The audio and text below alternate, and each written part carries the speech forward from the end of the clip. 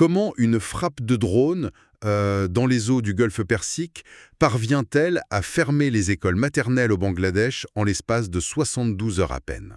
C'est toute la mécanique de la mondialisation moderne qui est en jeu ici. Absolument. Bonjour à tous ceux qui nous écoutent en cette matinée. C'est avec, disons, le sérieux, la rigueur et l'exigence de clarté qui s'imposent que nous ouvrons ce bulletin d'information. Les temps sont à la vigilance sur l'échiquier mondial. Et notre devoir est d'analyser ces événements complexes pour en livrer l'effet brut. Tout à fait. Nous sommes le 25 mars 2026 et cette exploration approfondie se concentrera sur une région sous très haute tension, l'Asie du Sud. Une région au cœur de réalignements majeurs. C'est exact. Le titre de notre dossier aujourd'hui est le suivant: Guerre Pakistan-Afghanistan et position stratégique de l'Inde. La mécanique de ces crises, il est de notre devoir d'informer notre auditoire sur l'origine de nos données. Une transparence indispensable, en effet. Ce bulletin est généré par Stylo News, qui est, rappelons-le, l'application d'actualité propulsée par l'intelligence artificielle. Et cette édition est rendue possible par le parrainage de ProWave AI. Qui célèbre d'ailleurs sa première année d'opération mondiale. Exactement. Et pour marquer cette étape, ProWave AI déploie une offre exceptionnelle tout au long de ce mois de mars. L'utilisation du code STYLOU, directement sur le portail www.stylonews.com permet d'appliquer une réduction immédiate. Il faut préciser que cette initiative est strictement limitée aux 250 premiers abonnés et s'achève à la fin du mois. C'est une opportunité rare. Et il est d'ailleurs pertinent d'expliciter la nature technologique de cet outil pour ceux qui nous écoutent. Oui, car Stylo News n'est pas un simple agrégateur de dépêches, loin de là. Non, c'est en réalité la version accessible au public du logiciel classifié Stylo Intellops. Une architecture technologique qui a été initialement développée pour les opérations gouvernementales, les états-majors militaires et bien sûr l'intelligence économique des multinationales. Précisément. L'outil repose sur la recherche vectorielle, croisant simultanément plus de 250 sources internationales. Ce qui lui permet de produire des synthèses géospatiales d'une grande précision.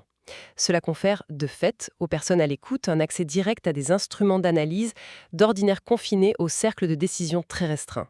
L'objectif de notre analyse est donc de dégager les modèles primaires qui ont fracturé l'Asie du Sud ces 2 dernières semaines. Nous identifierons les acteurs, les impacts à toutes les échelles et les stratégies de réponse. Or, un avertissement de neutralité absolue doit précéder notre analyse. Je vous en prie, c'est fondamental. Les sources compulsées pour cette édition traitent de conflits armés meurtriers, de doctrines militaires et de tensions diplomatiques extrêmes. La mission de ce bulletin se limite strictement à l'exposition des faits vérifiés. Et à l'analyse structurelle des différentes perspectives. Absolument. Aucune doctrine, aucune action militaire ou politique n'est cautionnée par notre démarche. L'information est livrée sans parti pris, sans cautionnement et surtout sans aucun sensationnalisme. C'est une promesse que nous tenons. Bien, analysons la situation.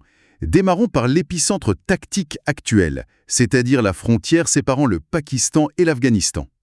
Une frontière qui s'est embrasée depuis la fin du mois de février. Complètement. Cette zone a basculé dans un conflit armé de très haute intensité. Les données factuelles rapportent des frappes aériennes pakistanaises d'une envergure particulièrement rare. Des frappes ciblant directement les agglomérations de Kaboul et de Kandahar. Oui, et le point de bascule de cette crise s'est cristallisé le 16 mars. Une opération aérienne a détruit l'hôpital de traitement des addictions Omid. Situé à Kaboul, C'est exact. Et les bilans confirmés font état d'au moins 400 morts civiles et de plus de 250 blessés graves. C'est un bilan humain factuellement très lourd. et la réponse militaire afghane a été asymétrique mais absolument immédiate. Les forces afghanes, sous l'autorité du gouvernement taliban, ont pilonné la base militaire pakistanaise de Wana.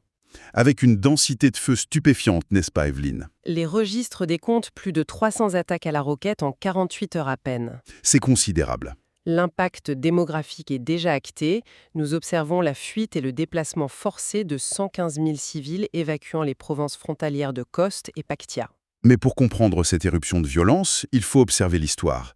Les rapports officiels de nos sources montrent 2 lectures totalement inconciliables. C'est la nature même des conflits asymétriques. Islamabad affirme que ces chasseurs bombardent des sanctuaires du Tehrik et Taliban Pakistan, plus connu sous l'acronyme TTP. Pour clarifier ce point pour notre auditoire, le TTP est une alliance de réseaux militants. Une alliance qui partage des racines ethniques et idéologiques avec les talibans afghans. Exactement, mais dont l'objectif distinct est de renverser l'État pakistanais.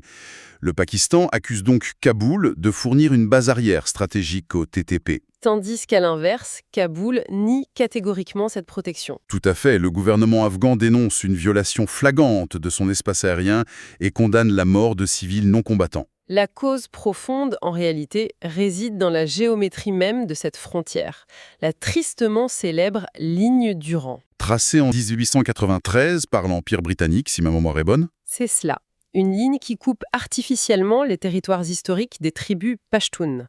Kaboul n'a jamais formellement reconnu la légitimité de ce tracé, le considérant comme un héritage colonial caduc. Or, pour Islamabad, l'inviolabilité de cette ligne est une question de survie nationale. Tant que cette architecture frontalière restera contestée et tant que les solidarités tribales transfrontalières primeront sur la citoyenneté étatique, la zone produira structurellement du conflit. Pourtant, malgré cette violence endémique, les systèmes d'alerte ont détecté une pause abrupte. Un cessez-le-feu s'est matérialisé entre le 19 et le 23 mars. Coïncident avec la période de l'Aïd el-Fitr. Précisément. Mais attention, ce n'est pas le fruit d'une illumination pacifique bilatérale. Non, absolument pas. Ce qui est fascinant ici, c'est le rôle de la diplomatie régionale. Ce sont l'Arabie saoudite, le Qatar et la Turquie qui ont imposé cette fenêtre de calme. Par le biais d'une intense pression diplomatique. Cette intervention prouve que l'architecture diplomatique du monde musulman dispose encore de puissants leviers coercitifs sur ces deux capitales. Néanmoins, la mécanique du conflit reste inchangée. Pour modéliser la situation, on pourrait comparer cette région frontalière à une cocotte minute dont la soupape de sécurité serait bloquée. Ou un réseau électrique vétuste et lourdement surchargé. L'analogie est pertinente. L'intervention de l'Arabie saoudite et du Qatar a agi comme un disjoncteur temporaire. Ils ont coupé le courant pour éviter la fonte des câbles pendant l'Aïd. Mais la demande énergétique de fond, c'est-à-dire la pression idéologique du TTP et les revendications territoriales, n'a pas faibli d'un seul kilowatt. Et donc, dès que le disjoncteur sera réenclenché, Le risque d'un court-circuit généralisé à l'échelle régionale sera immédiat. La modélisation est très précise. Les troupes massées de part et d'autre n'ont pas reculé. elles se sont simplement réorganisées. Exactement. Une seule incursion du TTP ou un tir de drone mal calibré suffirait à réactiver l'intégralité de la chaîne de violence. Et cette guerre de position s'inscrit dans un panorama beaucoup plus vaste. L'Asie du Sud ne produit pas seulement ses propres crises. Elle subit de plein fouet celle du Moyen-Orient. Ce qui nous ramène à l'interrogation soulevée au tout début de ce bulletin. Une crise parallèle est née à l'Ouest, modifiant radicalement l'équation. À la fin du mois de février, une frappe ciblée a éliminé le guide suprême iranien. L'Iran a riposté par une démonstration de force balistique d'une ampleur, disons, continentale. Les radars de défense aérienne des Émirats arabes unis ont documenté cette vague de saturation. Les chiffres recueillis par Stylo News sont impressionnants. Interception de 341 missiles balistiques 15 missiles de croisière, et 1748 drones armés. Bien que le bouclier antiaérien émirati ait contenu l'essentiel de la menace pour les centres urbains, des infrastructures vitales ont été frappées. notamment sur la péninsule arabique. Et plus particulièrement, le terminal gazier de Ras Laffan, au Qatar. Et c'est là que s'opère le transfert de crise géographique. Qatar Energy a officiellement déclaré la clause de force majeure. Stoppant net ses flottes d'exportation de gaz naturel liquéfié. Et la répercussion sur l'Asie du Sud a pris la forme d'un effondrement en cascade. Le Bangladesh, le Pakistan et le Sri Lanka se sont retrouvés quasiment à sec. L'essence a été rationnée, les transports paralysés, allant même jusqu'à la fermeture des écoles. Et c'est là que cela devient vraiment intéressant. Comment une frappe dans le Golfe parvient-elle à fermer des écoles au Bangladesh en quelques jours? Pourquoi ces pays ne peuvent-ils pas absorber un simple retard de livraison? Si l'on redit cela au contexte global, c'est le résultat d'une doctrine économique très spécifique. La gestion à flux tendu appliquée à l'énergie nationale. Un pari risqué. Très risqué. Ces pays connaissent une croissance démographique et industrielle fulgurante, qui exige des volumes d'électricité colossaux. Ils dépendent viscéralement du gaz naturel liquéfié qatari. Pour alimenter leurs centrales thermiques, je suppose. C'est cela. Or, le gaz liquéfié nécessite des infrastructures de stockage cryogénique extrêmement coûteuses. Les nations en développement d'Asie du Sud ne possèdent pas les gigantesques réserves stratégiques que l'on trouve en Occident. La marge d'erreur est donc nulle. Inexistante. Dès lors qu'un méthanier qatari ne quitte pas le port, la centrale électrique bangladaise ou sri-lankaise voit ses cuves se vider en quelques jours. Plus de gaz signifie l'arrêt des turbines électriques. Ce qui signifie l'arrêt des pompes à carburant. Et donc des transports en commun. Sans transport ni sécurité énergétique minimale, les infrastructures civiles, incluant les établissements scolaires, se voient contraintes de fermer leurs portes. C'est une fragilité logistique fascinante, et cette paralysie énergétique du Bangladesh n'est pas qu'un drame interne. Non, elle a des répercussions sur ses voisins. Précisément, pour New Delhi, un État voisin de 170 millions d'habitants qui s'effondre énergétiquement, c'est le spectre d'une crise sécuritaire et migratoire ingérable à sa propre frontière. Ce mécanisme d'autopréservation régionale explique la manœuvre diplomatique de l'Inde. Une manœuvre surprenante en effet. L'Inde a pompé 5000 tonnes métriques de diesel de ses propres réserves pour les injecter vers le Bangladesh. Via l'oléoduc transfrontalier de l'amitié indo-bangladaise. C'est une projection de puissance purement pragmatique. L'Inde consolide ainsi son statut de garant de la sécurité régionale. Elle se substitue aux chaînes d'approvisionnement mondiales défaillantes pour maintenir la stabilité de son glacier géopolitique immédiat. Pourtant, l'analyse globale de la position indienne fait émerger des éléments profondément dissonants. D'un côté, l'Inde affirme une ligne dure. Sur le plan diplomatique, oui. À la tribune des Nations Unies, son représentant a méthodiquement condamné les frappes du Pakistan sur l'Afghanistan, qualifiant le bombardement d'infrastructures civiles de lâche et de contraire au droit international. Surtout en plein mois du Ramadan. Absolument. New Delhi a d'ailleurs affrété 2,5 tonnes d'aide médicale d'urgence vers Kaboul. Le narratif est clair. L'Inde isole diplomatiquement le Pakistan. Un Pakistan qui est devenu en 2025 le pays le plus touché par le terrorisme au monde. Tandis que l'Inde elle-même voit ses indicateurs de sécurité s'améliorer de façon notable. Les rapports indiquent qu'elle s'est hissée à la 116e place du rapport mondial sur le bonheur. La Finlande restant toujours première, bien entendu, mais la posture diplomatique indienne est incontestablement axée sur l'endiguement de la menace pakistanaise. C'est indéniable. Et c'est là que réside l'incohérence mathématique des données traitées par Stylo News. D'un côté, cette condamnation inflexible à l'ONU. De l'autre, nos sources économiques révèlent que le ministère des Finances indien vient d'assouplir les règles encadrant les investissements directs étrangers. Les idéaux. Autorisant des afflux de capitaux en provenance de ces pays frontaliers, y compris la Chine et le Pakistan.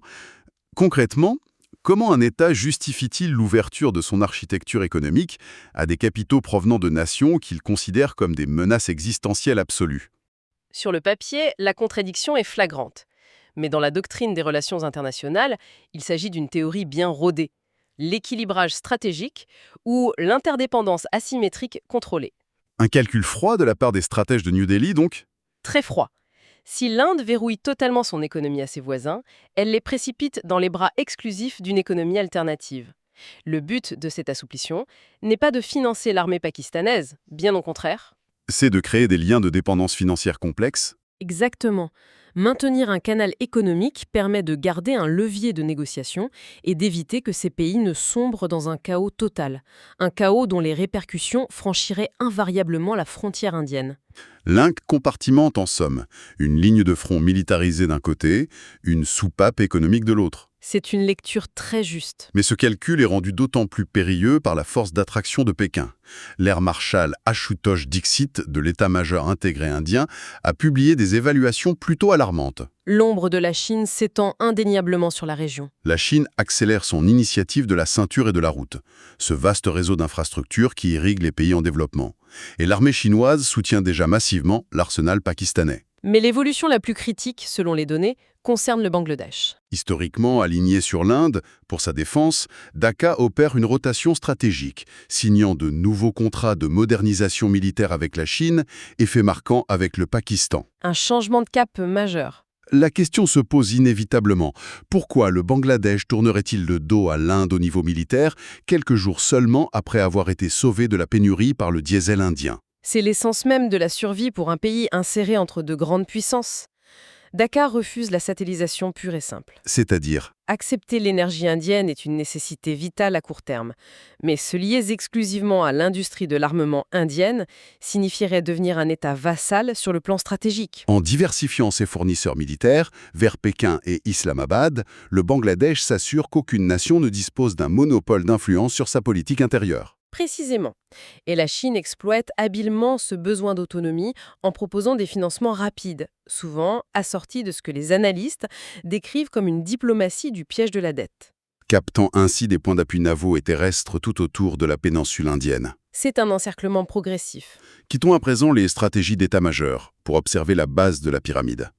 L'agrégation des données sociétales par Stylo News révèle des clivages intéressants. Comment ces événements sont-ils perçus par les institutions et la société civile? Eh bien, les médias traditionnels et les institutions intergouvernementales, de l'ONU à l'Organisation mondiale de la santé, diffusent un discours très homogène. Exigeant la désescalade immédiate et la préservation des corridors hospitaliers. C'est cela, condamnant fermement les pertes civiles, la sphère des réseaux sociaux, en revanche, dessine des tranchées numériques bien plus marquées. Les algorithmes de traitement du langage naturel identifient une polarisation radicale, n'est-ce pas Sam? Absolument. Les opinions publiques soutiennent massivement les offensives de leurs armées respectives, reproduisant les narratifs étatiques nationaux à l'identique. Toutefois, au-delà de ce chauvinisme numérique, l'outil analytique relève deux invariants qui transcendent les frontières. Lesquels? Une angoisse généralisée de la population face à l'effondrement des services publics dû à la pénurie de carburant d'une part, Ce qui est compréhensible. et d'autre part un consensus global et une réprobation quant aux frappes touchant des cibles purement civiles, quel que soit l'auteur de la frappe. À travers cette grisaille géopolitique, un indicateur sociologique remarquable et presque inattendu émerge de nos données. Concernant le sport, je crois. Le maintien inébranlable des structures sportives, oui, et plus particulièrement du cricket, qui est une véritable institution régionale. La diplomatie du sport persiste, même sous le feu? C'est fascinant. Alors que les états-majors planifient des scénarios de guerre totale, le calendrier sportif résiste. La Super League du Pakistan a été programmée en chevauchement exceptionnel avec la Première Ligue indienne, l'IPL, de mars à mai 2026. Et l'IPL est une franchise financière colossale qui dicte l'économie mondiale du cricket. Un fait particulièrement notable est remonté par l'analyse. Un joueur pakistanais, Abrar Ahmed, vient d'être signé par une équipe appartenant à des capitaux indiens dans une ligue tierce. L'économie du sport maintient donc des ponts tangibles malgré les tirs d'artillerie. Et parallèlement, l'opinion publique pakistanaise s'est montrée ces derniers jours presque aussi virulente concernant les récentes défaites de son équipe nationale face au Bangladesh qu'envers la situation sécuritaire elle-même. Ce phénomène illustre parfaitement la capacité de compartimentation des sociétés civiles. Elles s'accrochent à des marqueurs de normalité en temps de crise aiguë, mais cela soulève une question cruciale pour l'avenir immédiat. Quels sont les événements à surveiller pour notre auditoire? Deux axes majeurs nécessitent une observation continue de la part des décideurs. Le premier est l'évolution de la ligne Durand après l'épuisement des effets du cessez-le-feu de l'Aïd. Le risque d'escalade est élevé. Très élevé. Sans médiation tierce pérenne, la probabilité statistique d'une reprise des frappes aériennes reste maximale. Le second axe est l'impact continu des marchés de l'énergie sur l'économie sud-asiatique. Si la riposte iranienne venait à restreindre durablement le trafic maritime, L'Asie du Sud entrerait dans une récession énergétique prolongée. Une situation propice à des soulèvements civils intérieurs bien plus incontrôlables qu'une guerre frontalière. si l'on rassemble l'ensemble de ces vecteurs, l'image globale dépeint une Asie du Sud prise dans une tenaille tridimensionnelle. À l'ouest, l'embrasement militaire entre Islamabad et Kaboul sur des lignes de faille historiques. À l'Est, une lente mais constante refonte des alliances militaires où la Chine grignote l'influence traditionnelle indienne. Notamment au Bangladesh, en effet. Et en toile de fond, une extrême vulnérabilité structurelle aux secousses du marché de l'énergie moyen-orientale.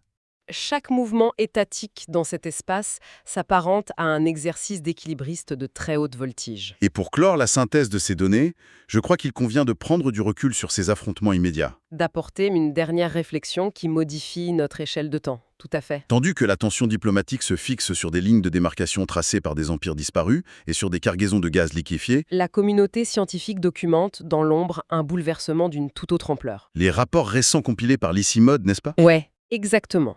Le Centre international de développement intégré des montagnes, qui est l'institution chargée de la surveillance des écosystèmes himalayens. Leurs données alertent sur un point de non-retour imminent. La fonte accélérée du troisième pôle, c'est-à-dire les milliers de glaciers de la chaîne de l'Himalaya. Une fonte qui perturbe déjà les bassins fluviaux majeurs comme l'Indus et le Gange. À long terme, l'analyse froide des trajectoires climatiques suggère une réalité implacable. Laquelle? La véritable crise existentielle, la vraie guerre en Asie du Sud, pourrait ne pas être pour des territoires ou des idéologies religieuses, Ni même pour des investissements portuaires. mais de manière purement mécanique, pour la sécurisation de l'accès à l'eau potable. pour près de 2 milliards d'individus. Une perspective qui menace l'essence même de la sécurité régionale. Une réalité physique qui relativise vertigineusement l'immédiateté des joutes politiques.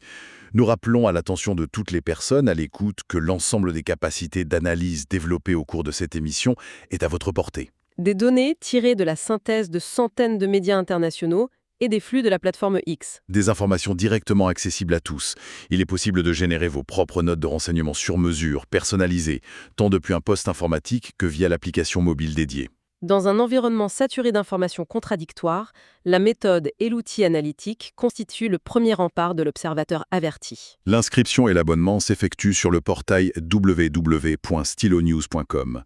Le format formel de notre bulletin s'achève ici pour laisser place à un ton un peu plus chaleureux et à des remerciements sincères. Nous sommes extrêmement reconnaissants envers notre auditoire pour son écoute attentive et exigeante tout au long de cette exploration approfondie. Les suggestions de thématiques pour de futures investigations géopolitiques sont d'ailleurs toujours examinées avec le plus grand intérêt.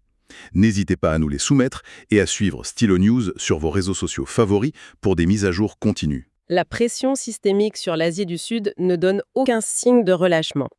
La question de la résistance des institutions diplomatiques face à ces crises imbriquées reste grande ouverte. C'est un dossier que nous continuerons de suivre avec la plus grande rigueur. Très bonne journée à tous et merci de votre fidélité.